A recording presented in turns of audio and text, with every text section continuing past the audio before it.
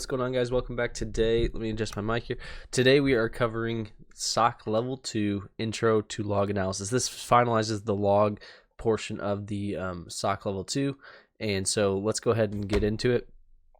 First things first, guys, if you haven't, please hit that sub button, hit that like button. It helps out tremendously. It's the only way to grow a channel, so thank you guys so much. It takes nothing. It's free. It's easy. Thank you. All right. Let's get into it. So the first thing is, what is log analysis? It's exactly what it sounds like, right? Analyzing logs.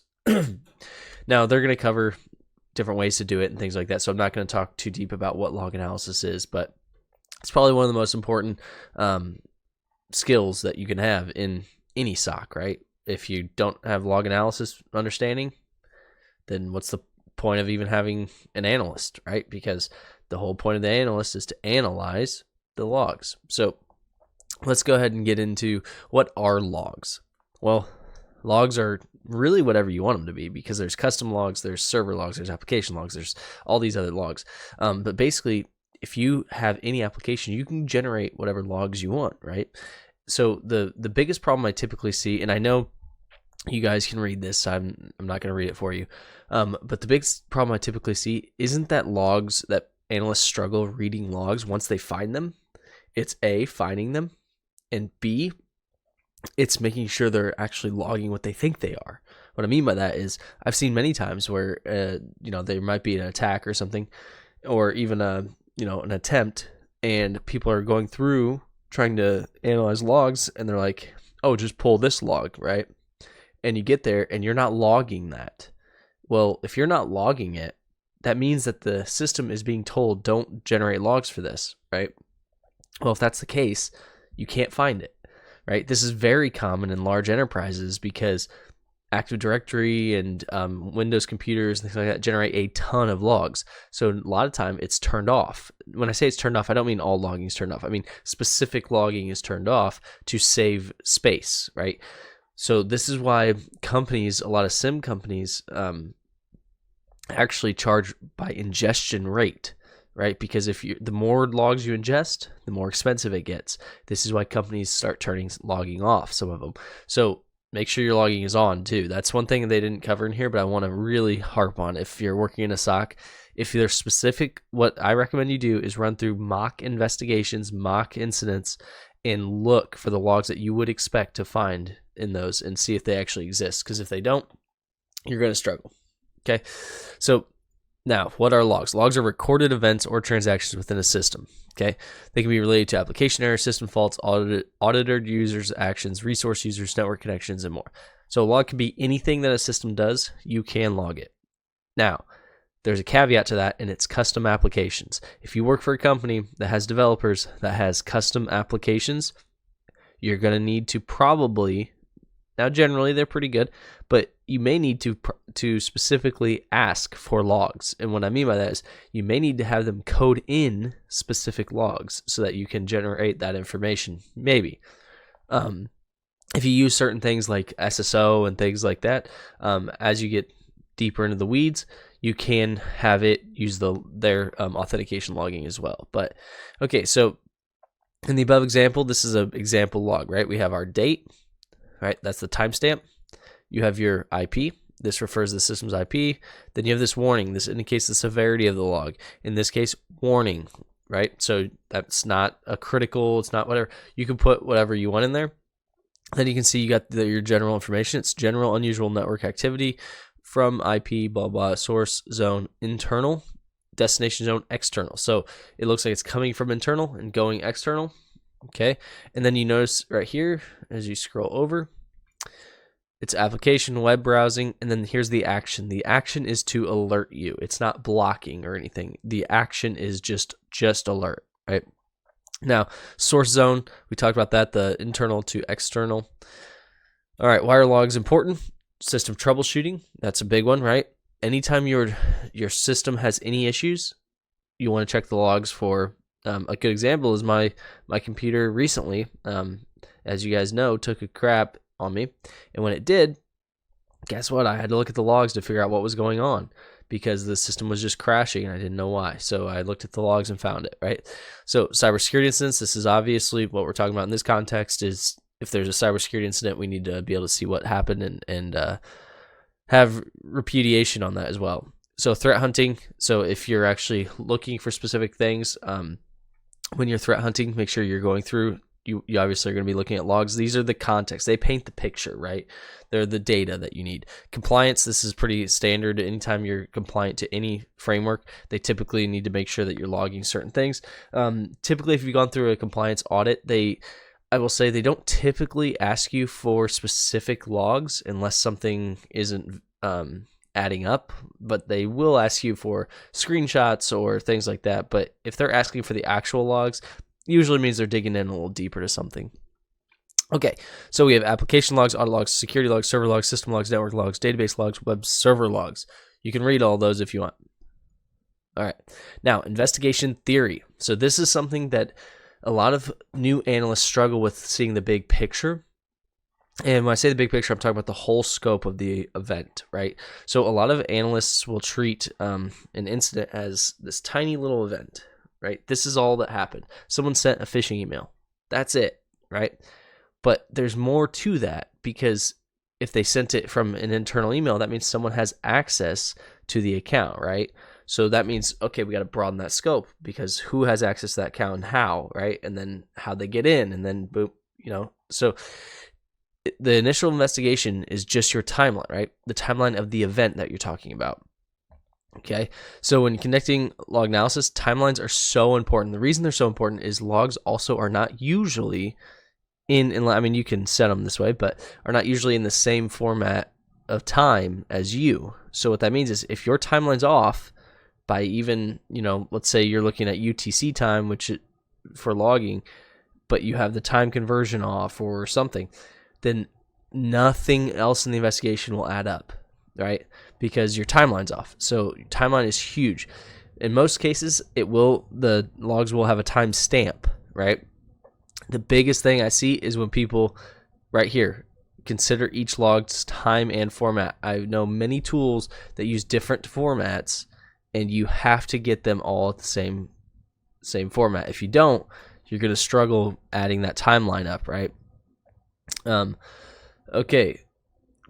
So like this one, Splunk, for example, automatically detects and processes time zones when data is indexed in search. That's really useful because you need something that will do that, or you have to manually do it, and that's tough. Now, super timelines. This is where the big picture comes in. Super timelines are consolidated timelines, meaning, okay, maybe I've got some Splunk alerts, maybe I've got CrowdStrike alerts, whatever. Maybe I've got Fortinet alerts, whatever. All of these different sources, right? Maybe I have some Azure alerts, some AWS alerts, whatever. All of these, and they don't have to be alerts, just logs. All these different logging sources put together create a super timeline. I can see, hey, the person used Okta or Azure MFA or something to log in here. Then they went over to O365 here. Then they went to this, SharePoint here. Then they went to, internal servers from there here, etc. Right? That's a super timeline, meaning you're looking at all these different sources and gaining that information. So we started with just a basic event, and we're expanding to a super timeline, which is consolidated timeline. All of our event sources put together to paint a big picture. Now, data visualization.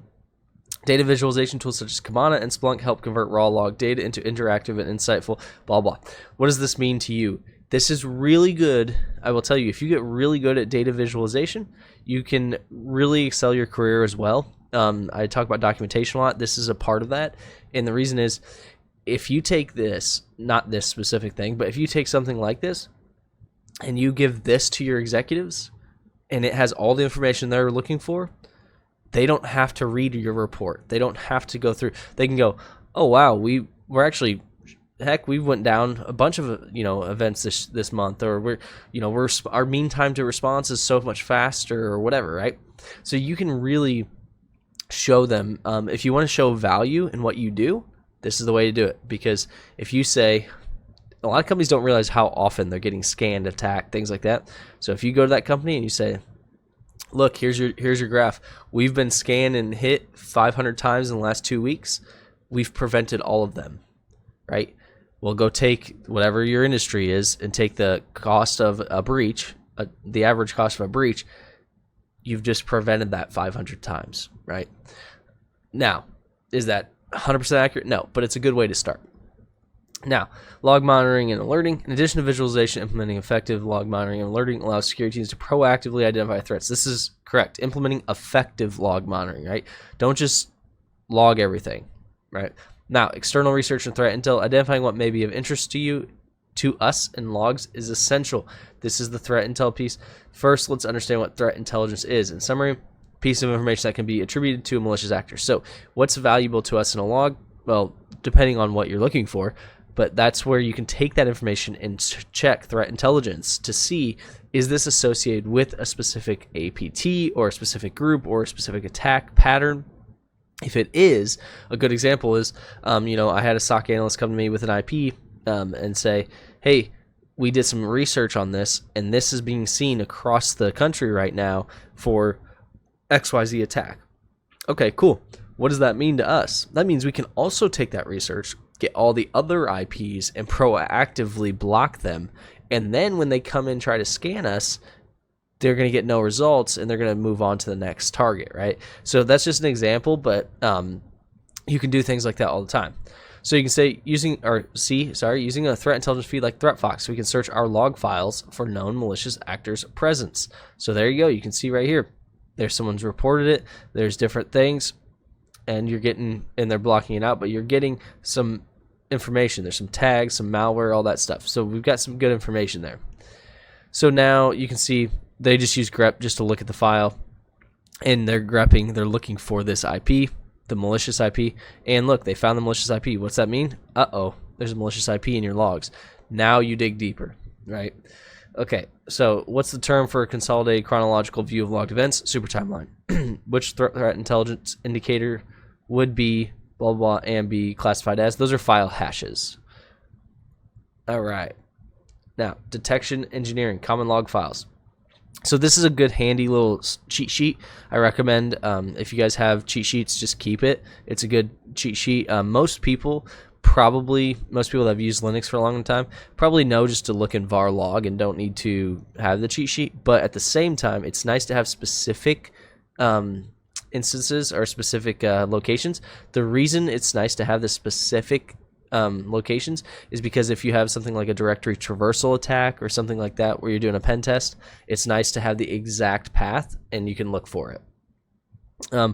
Okay, common patterns in a security context. So I talk about this a lot in my Discord, and I talk about this with the my analysts and things. Cybersecurity, or specifically SOCs and things, are just patterns and anomalies. Right? When an attack happens, it's usually an anomaly, right? But when you start to see a pattern of an attack, right? The pattern itself might be an anomaly, but you can follow the pattern. There's always a pattern, and then the pattern is always, you're looking for the anomaly. Even if the anomaly is not an attack, it's going to tell you something wrong, right? A good example of that is you're going to see your logs, everything's good, and then all of a sudden you see a critical. That's if your system crashed, that's probably where your system crashed, or an error, that's probably where your system crashed, right? You're looking for that anomaly. And so when you see common patterns, this is going to be different for every single industry, because think about your company, whoever you work for, or you may have people work overnight. Well, what about a company that doesn't? Well, it's weird that someone logged in at 2 a.m. then, right? But that's not weird for your company, right? So think about those different patterns. You have to know your company and how you're going, or how you're operating, in order to find those patterns. Abnormal user behavior. There's now with AI, and AI, just so you guys know, has been in security tooling for a long time, and now every tool in security has it. So the reality is now there's all this behavioral analytics, and so what this does is it takes time, learns your commonalities, right, and then it will alert you on anomalies. So you don't even have to really know or get too deep into the weeds of your stuff. But it's still, the benefit is still the human factor. I will tell you that forever, because what happens if Joe Schmo you're getting an alert for him logging in at 2 a.m. running a PowerShell script and it's encoded? Well, initially you're going to go, oh crap, right? But you look at the name and it's Joe Schmo, and Joe Schmo is an admin, an IT admin, and he runs PowerShell scripts, you know, whatever, once a 6 months for something else, right? And you know that's the script he runs. Well, you're not too worried about that, right? Well, the system's going to alert on that because it's abnormal, because it's only every 6 months. So different things will save the company time. If you just go straight off automation, you're gonna struggle a little bit. Okay, so indicators that can vary greatly depending on the source, but some examples that can be found in logs are multiple failed logins, unusual login times, geographical anomalies. Most tooling nowadays also has the geographical boundaries, frequent password changes, unusual agent strings. So for example, nmap scanner, it literally is called nmap, so you'll see it in the user agent, you'll see it. Common attack signatures. So SQL injection, this is what a SQL injection looks like, and the reason I'm just going past them is because the point of this is not to teach you how to do SQL injection, cross-site scripting, or path traversal, but you can see this is what it looks like in the log, right? You have your IP, you have your time, you have a GET request, here's your products.php, and then your query is books, but then you notice right away they said union select. Well, that would look weird in a SQL log, right? Unless you're doing, this would look weird in any SQL log, really, because if you were actually using SQL, you wouldn't be using get/products, right? You would just be in SQL, but clearly they're using a SQL injection. Now, cross-site scripting, you can see right here, this is the script alert one. That's very common for people to test scripting, just to see if the alert will pop up, so they can see if cross-site scripting exists. Path traversal, very common to use the .. or the URL encoded version of that, which is this %2e, %2f. What that does, simply allows it to be ran in the URL, and then it will do the same thing. And the reason they're doing that is they're trying to get back to test to see if they're going back directories, right? Well, the nice thing is, if we know these indicators, we know what to alert on, right? If I see things like this, I can alert on it. So what is the default file path to view logs regarding HTTP requests? Well, that's just sitting up top. A log entry contains, and it's var log nginx access log, if you guys are wondering. A log entry contains blah blah %2e, %2e, %2f, %2e, %2e, %2f. That's .. / blah blah. What's an event? What kind of attack might this infer? Path traversal, right there. Okay. Now, automated analysis. So these are the main two different types, automated and manual analysis, right? So automated analysis, what's the advantage? Saves time, by performing a lot of the work, obviously, right? Disadvantage, automated analysis tools are usually commercial only and therefore expensive. That's facts. They are very expensive typically, right? The use of AI is effective at recognizing patterns and trends. The effectiveness of AI depends on how capable the model is. That's the disadvantage, right? For example, the risk of false positive increases, or newer or never seen before events can be missed as the AI is not trained to recognize these. So if there's an alert that comes in that's never been seen, if the AI wasn't trained on it, it's not sure what to do with that. So keep in mind that AI is good. You can't rely on it. When I say you can't rely on it, I mean it's as good as you are training it. So you can rely on it if you're really skilled, or if you have a lot of people that understand AI and are training it properly. But if you're just kind of willy-nilly standing it up, or just trusting a third party to do it, you might want to make sure you have your regular old school alerting on as well. Okay, log file is processed by a tool which returns, and then here's the manual analysis. Manual analysis is cheap, does not require expensive tooling. Partially true. It is true, it doesn't require it. But it is time consuming. So cheap is a relative term, because you're going to waste a lot of man hours doing it. But one thing that I always recommend is, in any investigation, even if you have this automated analysis, make sure you keep those logs, because you may want to go through and validate all this stuff. Allows a thorough investigation, that's true. Reduces the risk of overlitting or false positives. That's true, because the automated tasks are going to pop a lot of positives. Event or alerts can be missed. That's a disadvantage. That's true. It can be missed because there's so much data to go through. You may not have time to go through it. But even most analysts, when they're if they're doing a manual analysis, they're still doing some sort of automation. They might have a script that looks for specific things. They're still automating the process of parsing through the data. It's not automated in the sense the full analysis is automated, but they're not just sitting there like literally reading the log word for word. If they are, they might want to change the way they're doing it.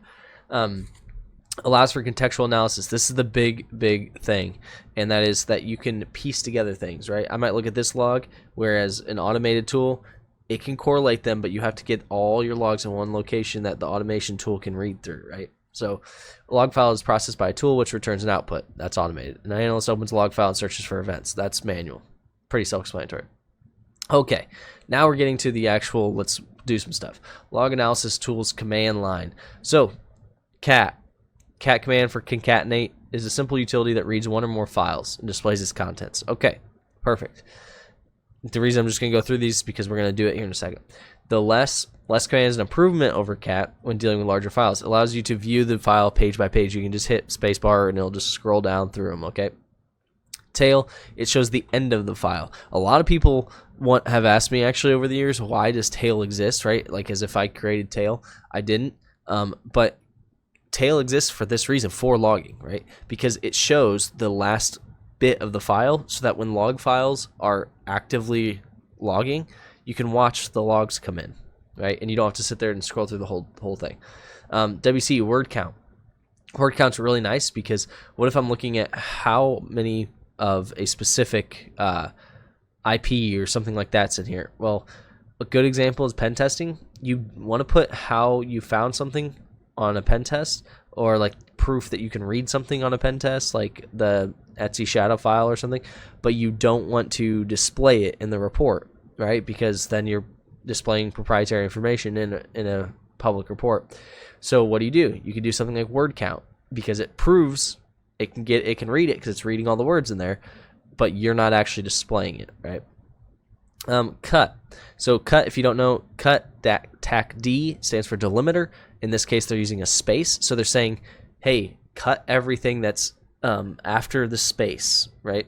And then you see tac F for field, and they chose the first field because in this log, the first field was the IP. And then they just said in the Apache log, there you go, you get all your IPs, and it cuts the rest of it out. Sort will just sort them alphabetically or numerically, depending on what you want. And you can see they used tac in for numeric, and then you can see tac R for reverse. So this will put it in reverse order, so opposite of numerical order. Then unique, if you look here, you can see you have the same IP, 203.6478, 203.6478, have all the same IPs. It will remove the repeats, which is really nice with this tac C option. And you can see the tac C will tell you the counts, the amount of how many you have, which is really useful. Now then you have sed and awk. Sed and awk, they are powerful text processing tools, blah, blah, blah. They can replace specific patterns. So the nice thing about sed and awk is they can replace the patterns without changing the file. So like here, we're going to say sed, and you notice they're saying substitute 31 July 2023 to July 31st, 2023. They wanted to change the date format, and then in the Apache log, and you notice when they did it, it's right here, but that file did not change. It's just the way it's displayed to you, which is really, really nice, because then I can go through and say, okay, I can read the date format the same way that I am expecting it, right? And you can chain all these together, just so you know. You can do the sed, blah, blah, then a pipe, and then the next piece, which is the cut or whatever, right? Okay, now awk. So here, awk command, common use case is conditional actions based on specific values. For example, to print log entries where HTTP response codes greater than or equal to 400, right? So I want to see all the response codes of greater than or equal to 400. There you go. Then grep. Grep is a search tool. So grep, here they have admin. It searches for admin in that file, right? So then you have grep tac C, and you can see admin, that stands for count, right? There's one, because you can see up here there's only one log.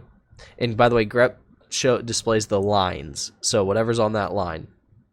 Okay, now here grep tac in, and then you can see apache.log.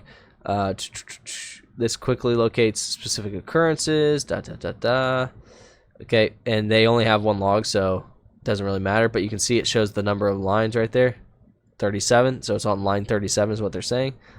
Lastly, we can invert our command. Okay, so now they have grep tac v, and it says options to select that do not contain what we said. So in this case, we want everything that is not index PHP, and then you notice we have that pipe. We pipe it into another grep and say 203.64.78.90. What that's saying right there is, hey, show me everything that is not from this IP address and is not going to index PHP. That way, I see everything that this IP goes to that is not index.php. Okay, so use cut on the Apache log file to return only the URLs. Well, firstly, we got to get to the files. Did not mean to push delete instead of plus for some reason. Okay, so if I remember, the path to the files themselves are up here.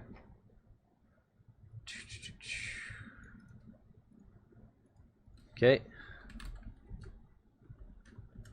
There's our path.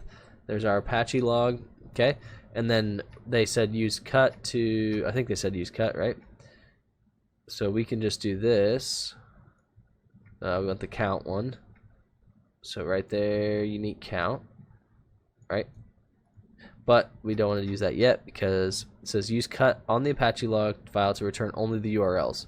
Well, we got to read the log first. That's the thing, because you got to see at least somewhat what the log looks like.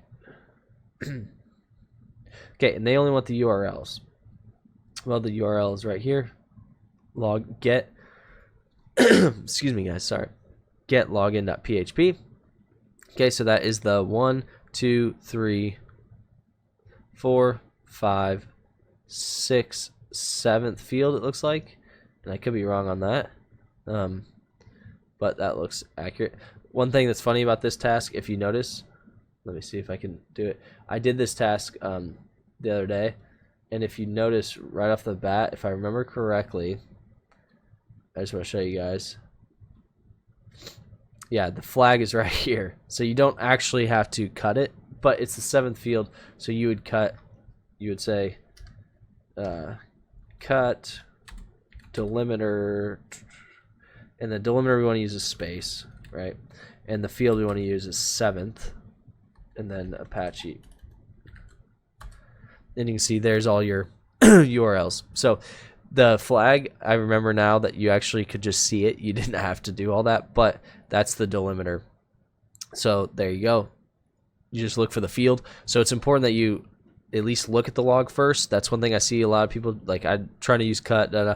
You got to look at the log and see what field you're looking for. In the Apache log file, how many total HTTP 200 responses were logged? Well, if we go right here, where's the awk one?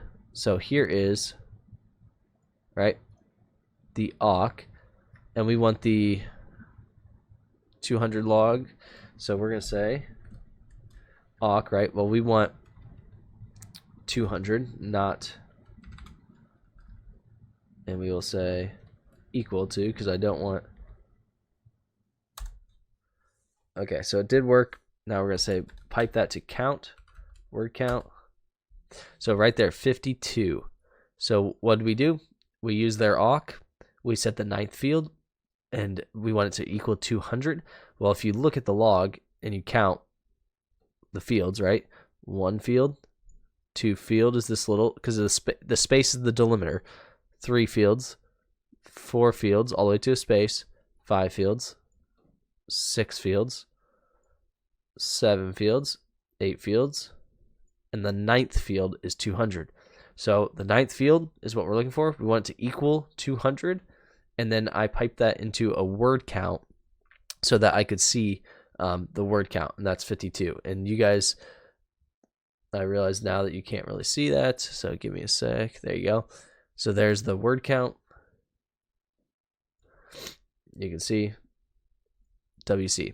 So I piped it into word count. All right. In the Apache log file, which IP address generated the most traffic? Well, this one is just, you just take the, right here, the exact command, and it will sort it give us a unique number, and you can see the first one, 145 has the most. It's 8. So what does that command look like? Well, we have cut tac d. We can actually do it right here. Cut tac d. The delimiter is a space again. The first field is what we want because that's the IP. We want the Apache log. We want to sort it numerically. It doesn't really matter if it's reverse. You can keep the R if you want. And then you want to use unique and count so that you get a unique list of every IP and then count them. Okay. Now, was the complete timestamp of the entry where 110 right here accessed login.php? Well, there's 2 ways to do this. The easiest way to do this would just be cat Apache grep for the IP, and then grep for what was it? Login.php. Login.php. And you hit enter, and there's 1 instance, right? That's the easiest way. You're just grepping for both. So if you guys can't see it, I'll go like that. There you go. So you can see I just did Apache log grep for the IP, and then I piped it into another grep login.php. There's only 1 instance, and it's asking us what is the complete timestamp. Well, you just copy this. Once you copy it, there you go. All right. The nice thing is with this one is the attack box, you can just go back and say cd task 7, and now we're in the next one. But I don't think you actually need the task files in this task. So okay, so now regular expressions for grep. If you don't know regular expressions, I recommend running their regular expressions box, because you will need regular expressions on the next task, and it's actually useful. Regular expressions is useful anyway. But okay, so as a simple example, you can use capital E for expression, and you can see here we can say post equals 1, and then those 0 through 9. What this looks like is, what we're saying is, hey, we want to grep for post. You notice it says post here equals. So 1. Okay, so post equals 1. So that would mean we're grepping for this right here. Post equals 1. But then the regular expression comes in, and we put it in brackets, and we say 0 through 9. Anything after that can be 0 through 9. So we want to post 1, 1, 1, 1, 2, 1, 3, 1, 4, 1, 5, 1, 6, 1, 7, 1, 8, 1, 9, right? That's what we're grepping for here. So you can see this saves us a lot of time because we don't have to grep each individual log. And you can see we have 12, 14, 11, 16, 13, 17, 19 right there. So right there, regular expression saves us a lot of time. So now regular expressions for log parsing. Well, this is there's a reg EXR online tool to help teach, build, and test regular expressions. Try it out. Always test your regular expression before you just start applying it to something. You want to make sure, but you can see that regular expressions are somewhat simple. You can see \B, that's for a break, so that's all it's saying. And then you can see they're using, in this case, 0 through 9, so we want numbers 0 through 9. So this is the regular expression for an IP, is what they're saying. So break 0 through 9, any number 1 through 9, right? And then 1 through 3 amounts of numbers, so it could be 1, it could be 2, it could be 3, right? And then you can see \period, right? Because that's how an IP looks. Now, you may wonder why the backslashes are there. It's just telling it, hey, heads up, I'm going to put a special character in here. You got to be ready for it. So then this is going to be any number 1 through 3. When I say 1 through 3, any number 1 through 9, but 1, 2, or 3 numbers. Then we're going to say do that 3 times. That's what that in the squiggly brackets is. We're going to say do that 3 times. Then we're going to say, hey, 0, 1 through 9, 1 through 3, do it again, right? So it's going to search for anything that matches that regular expression. Now, some people may ask why you have to do the 2, because the first thing that it looks like is well, an IP has 4 octets, so why wouldn't you just instead change this number to 3 and put it 4? Well, the reason is because we have this period in there. We don't want a period on the end, so that's why they have to do that. Okay, So now, example, Logtash and Grok. Grok is a powerful Logtash plugin that enables you to parse unstructured data into something structured and searchable. What's that mean? It takes your logs and it structures the data for you. So you take raw data and it structures it in a way that you can find it. That's all it's doing. Okay, how would you modify the original grep pattern to match the blog post with the ID between 22 and 26?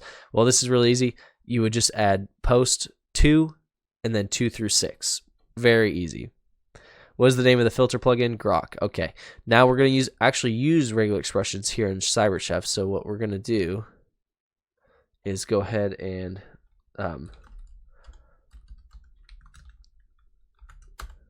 go to task 8, and then we're going to open this and go into CyberChef. That way we have it ready. Okay, so if you've never used CyberChef before, pretty easy. You'll see it here. There's a recipe section.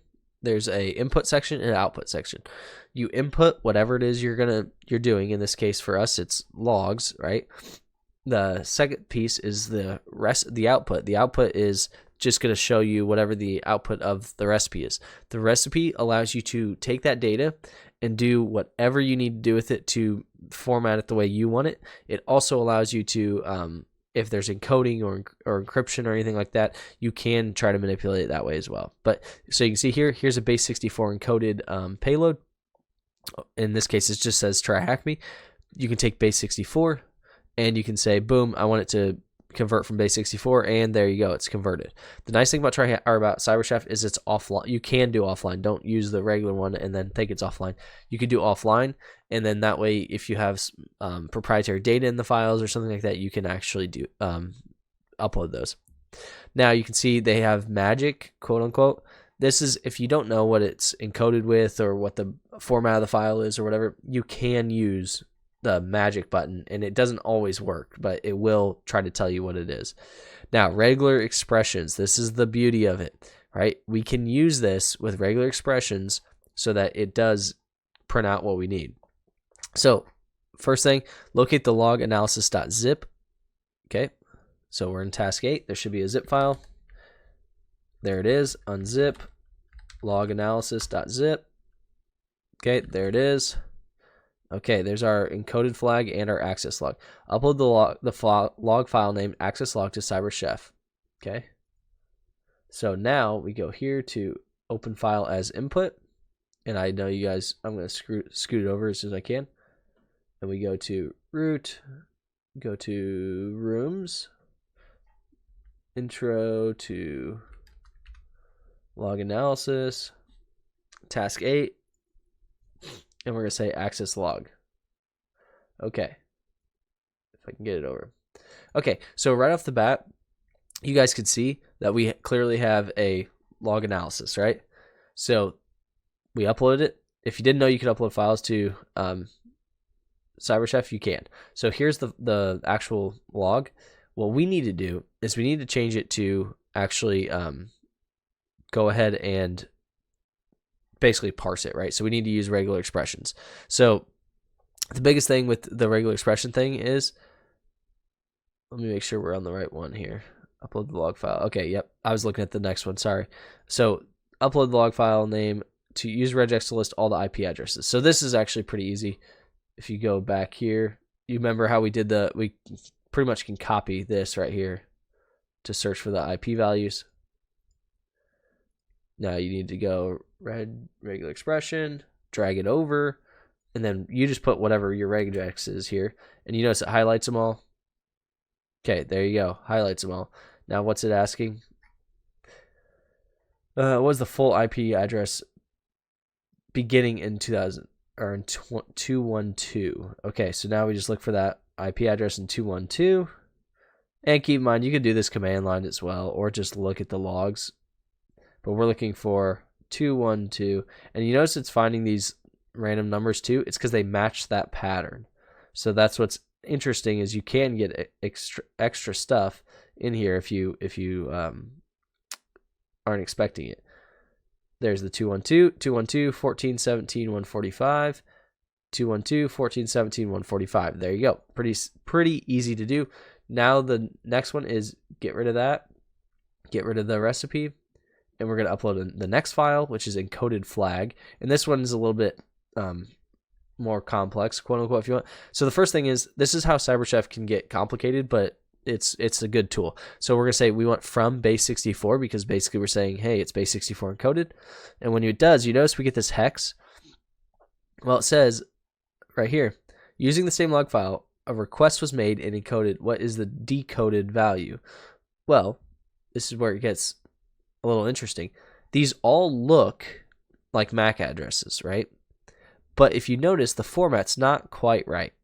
What I mean is, like, this looks good, this looks good, this looks good, this looks good, and then whoop, there's 3, and then there's 3, and then you notice that? So it never actually meets a full MAC address, if that makes sense.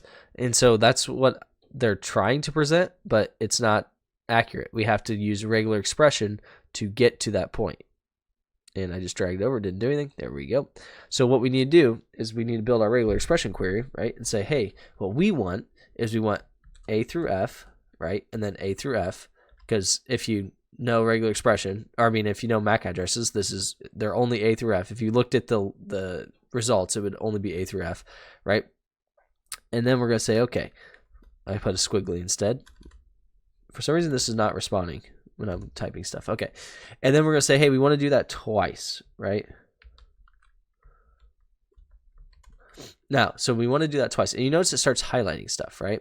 And you notice I said /D for digit. Okay. And then you can see we wanted to go ahead and say, whoops. You notice it starts highlighting those. That's what you're looking for, right? Because you're looking to pull this data out, right?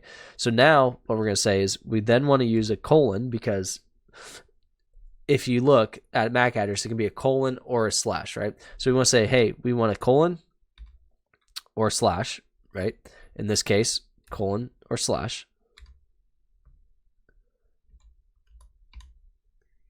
And then you got to close it, obviously. And then you want, hey, what do we want next? Well, we want the same thing, A through F, and then A through F, right? And then a digit.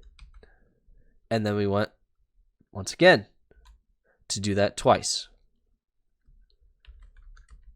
Okay, now at the end, you want to do that 5 times. Now, you can see that it's not working right now. Well, that's because I messed up one of the syntaxes here, because I never closed that parenthesis. I can see it right there. So that parenthesis needs to be closed right here. And I put this. Nope, wrong one. There we go. Okay, so you can see the regular regex here, and you have to fiddle with it a little bit. What I mean by that is, remember I told you to go to that site and test it out? That's all you gotta do. So A through F capital or A through F lowercase, could be either. Then we want a digit, excuse me. Need to repeat that twice, right? Why do we repeat that twice? Because there's 2 numbers here, 1, 2, right? Then we want, hey, we want a digit that's gonna be either a colon or a dash. In this case, they're dashes. And then we want to do it again, and that's another digit, right? Well, then we need to do that twice. So that'll be doot space colon whatever doot, and we need to do that whole thing 5 times, right? Why do we do that 5 times? Well, pretty obvious, right? MAC address is 1, 2, 3, 4, 5. Well, if you scroll down and look through the log, hey, look, there it is. There's the only one that matches that pattern. So right there, well, if I could get it, right there, you take that, and then what is the decoded value? Well, if I can ever get the dang thing, right? Oh, I'm on the wrong task, aren't I? I'm on the final task. I apologize. Sorry, guys. Well, that's how you get the regex for the encoded flag. We will go grab this right here, the next one. So using CyberChef, decode the file name encoded text. Well, there you go. We just did that. We just did this one to extract the MAC address. I uploaded the wrong file and went to the wrong task. So that's on me. No problem. We will then go back. That's how you get that one. We will then go back and say upload the access log, because is that what it's asking? A request is made, the code that is encoded in base64. Okay. Yep. So access log open.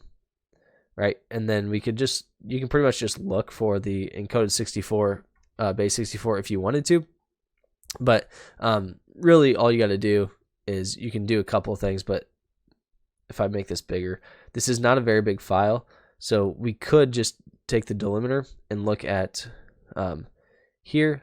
But if we look for the base64 encoded request, which I think it was at the bottom if it was the same as before. And I wish I wasn't still sick somehow. Okay, I don't know if this is it, but it kind of looks like it, but I don't think so. Okay. And there's multiple ways to do this. I would personally do this command line and then take the encoded and go through that, but let's go ahead and do that first. So we'll say cat access log, right? And then we want to see what, this is the request right here. Sorry, it's just easier. I know you guys can't see. It's just easier to see it on one line for me. So we want to find the request, and then we just need to take the request, which is right here. Oops. So that's 1, 2, 3, 4, 5, 6, 7th line. So we're going to say cut tech D space field 7 Apache. What was the name of the log? Access log. Yeah. Okay, and there we've got our actual answers. And there's your encoded payload, maybe. There's the query. So now we just have to find the right one.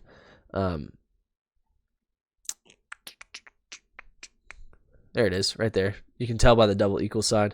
There's your encoded payload.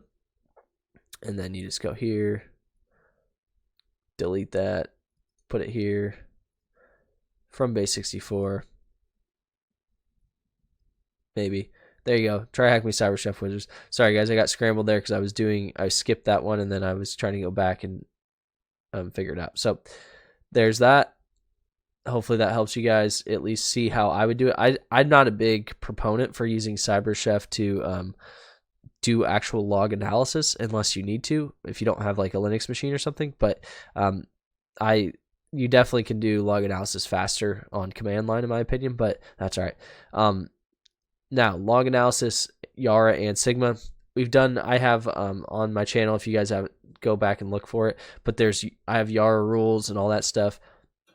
Same thing with Sigma. I don't have a video on it, but it's the same thing. It's an open source tool that takes logs, puts them in a structured format so that you can actually do something with them, right? And you can see Sigma can be used to find log entries in log files using pattern matching. Same thing as Yara. Yara can do pattern matching and everything else. So most SIMs, EDRs, all that stuff can take Yara rules and stuff. So get comfortable with Yara if you want to get really good at this, because you're gonna need it, right? The reason I'm just kind of skipping over this is all the context they give you as far as Yara and Sigma. They have a Sigma room and a Yara room. If you want to know how to do them, go in there and do them, because otherwise you're just going to be reading just this part and you're not going to really be able to tell what's going on. But you can see, like, this is a Yara rule called IP Finder they just made, right? The rule just says author doesn't matter, strings, IP equals, and then they put the regex in there, and then said wide ASCII. Okay, cool. That's the only rule. And then you can see they run the Yara IP Finder on Apache, and it will tell you, hey, yeah, we popped it for whatever. You can make it print out whatever you want. But what language does Sigma use? YAML. What language is used to denote the title of a Sigma rule? Title. You can see it right there. Title, right? And then what keyword is used to denote the name of a Yara rule? And that's right here, rule IP Finder. So pretty easy, pretty basic, those parts. So hopefully this helps you guys. Hopefully you guys are doing log analysis at this point. If you're not, hopefully this gets you started. This is the end of the log piece of SOC Level 2. We will be doing more of the SOC Level 2 path as we go, but this is just the end of the logging piece. So thanks guys, hope you have a great day.